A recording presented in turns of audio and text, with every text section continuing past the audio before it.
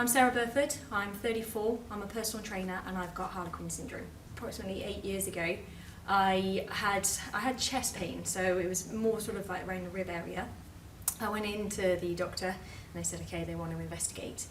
It turns out it was nothing linked to the ribs at all. That's actually a separate condition called costochondritis, but they did find a lump which was a rare tumour called ganglioneuroma. And that was in the inside of my chest wall on the left side. So in order to remove the tumour, they had to remove the sympathetic chain, which is effectively like the sweat glands, leaving me with Harlequin syndrome. Well, it was really strange because I remember, so I had the operation, went back home as normal, yeah, you're fine, you're all healed sort of scenario. But I had to go back every sort of 6 months for just a chest x-ray just to make sure it hadn't come back and everything was okay. So in that time, obviously, I've just been training as normal. Now when it gets really hot, that's when I notice it more. So I tend to just train and then started to discover this and was confused. What's going on? What is that condition? What's happening to my face? And then that's when I went back and they told me. It's uncomfortable. There's definitely times where I almost wish I didn't obviously have it, but then I look at it as a positive and go, well, it's a little bit different, but unique. Some clients that I go running with, they are aware of it because they've seen it obviously in action. I've told people about it. Again, I'm not ashamed of it. It's just, it is what it is. It's the condition that I'm left with. And like I say, I class it as a bit different, but everyone just finds it quite interesting more than anything else. They don't sort of say, oh, that's strange, or, you know, calling me anything. So that's good, it's positive, but they just sort of almost feel possibly sorry for me in a sense.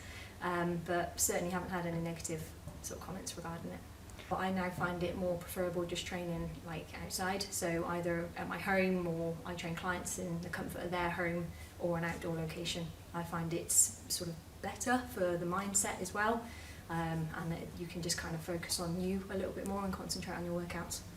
I remember it was around the time, obviously, they were all close to me and did support me sort of through the operation and obviously the healing process. And then I wasn't originally informed about the condition, so until possibly 6 months or so afterwards when I sort of discovered it myself, and then I was told what happened. But the support was there, and then I obviously informed them what I then found out myself.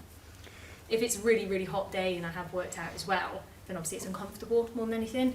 Like you feel like you're obviously just the one side of your face is completely burning, but actually then I sort of almost put my hand across onto the other side and cool it down almost, because this is still freezing cold whilst this is hot and sweaty.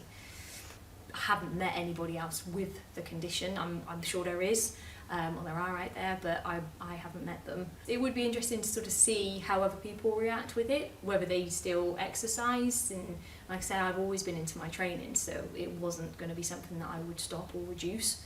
So I would continue as normal with that. But it'd be interesting to see if anybody else sort of, you know, how they react to it and what they do, definitely.